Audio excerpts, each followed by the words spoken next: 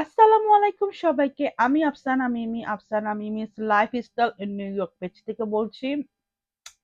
গত কয়েকদিন আগে আমি একটা রিল শেয়ার করেছিলাম আমার একটা ডিআইওয়াই প্রজেক্ট যেখানে আমি চুড়ি অর্গানাইজার সেট আপ করি আমার ভ্যানিটিতে। সো আমি আপনাদের আজকে একটা সিম্পল প্রসেস দেখাবো কিভাবে আমি এটা সেট আপ করছি। সো আমার ভ্যানিটিটা আগে অলরেডি ছিল, আর এই ডয়ারের এই ডয়ার গুলো এই ভ্যানিটিরই অংশ। তো দুইটা ডয়ারে আমি এটা সেট আপ করি আমার চুড়ি অর্গানাইজার। সো আমি আপনাদের সবাইকে দেখাচ্ছি কিভাবে আমি সেট আপ করছি। তো প্রথম বেসিক্যালি আমি আপনাদেরকে দেখানোর জন্য, তো এইখানে যে প্রথম সেকশনের চুড়িগুলো আমি উঠায় রাখছি, আর এটার মেইন পার্টটা হচ্ছে এই দুইটা জিনিস, এই টেনশন রড আর হচ্ছে একটা অ্যাডহেসিভ হোল্ডার, যে টেনশন রড গুলোকে হোল্ড করে রাখবে। তো প্রথম আমি একটু কথা বলি এই টেনশন রড গুলো নিয়ে। তো আমার ড্রয়ারের মাপ অনুযায়ী আমি টেনশন রড গুলো কিনি। তো টেনশন রড গুলি হচ্ছে 8 থেকে 12 ইঞ্চি, 8 থেকে 12 ইঞ্চি পর্যন্ত এক্সপান্ড করা যায়। সো আমার ড্রয়ারের মাপ অনুযায়ী ভার্টিক্যালি এটা 11.6 হাইয়েস্ট ইঞ্চ, 11.6 ইঞ্চ হাইয়েস্টটা হোল্ড করতে পারবে। সো এইগুলো ইজিলি আমার ডয়ার সেট আপ হয়ে যায়।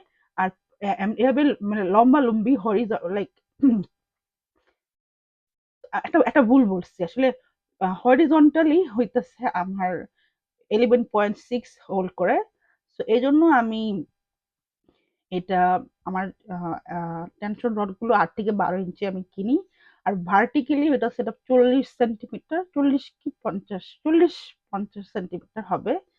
তো ওই অনুযায়ী আমার সেকশনাইজড আমি করি। 4টা ভাগে আমি ভাগ করে তারপরে আমি এই টেনশন রড গুলো সেট আপ করি। আর এই টেনশন রড গুলোকে হোল্ড করার জন্য আমি আগেই বলছি যে অ্যাডহেসিভ টেনশন রড হোল্ডার আমি নেই। তো এই এই হচ্ছে এই মাপ অনুযায়ী আমি আমি এই টেনশন রড গুলো আমি হোল্ড করি।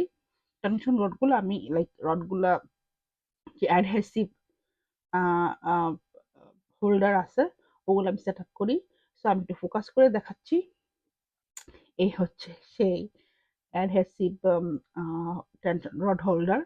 আর আমি দেখাচ্ছি আমি কিভাবে এটা যখন আমি সেট আপ করি তখন আমি এটাকে সুন্দর মতো আমি সেট আপ করে দিই, যে সেট আপ হয়ে যায় এগুলোকে। তারপর আমি ব্যাঙ্গল গুলো আমি রেখে দিই। আর এই লাইট গুলা হচ্ছে অলরেডি আমার আগে ছিল,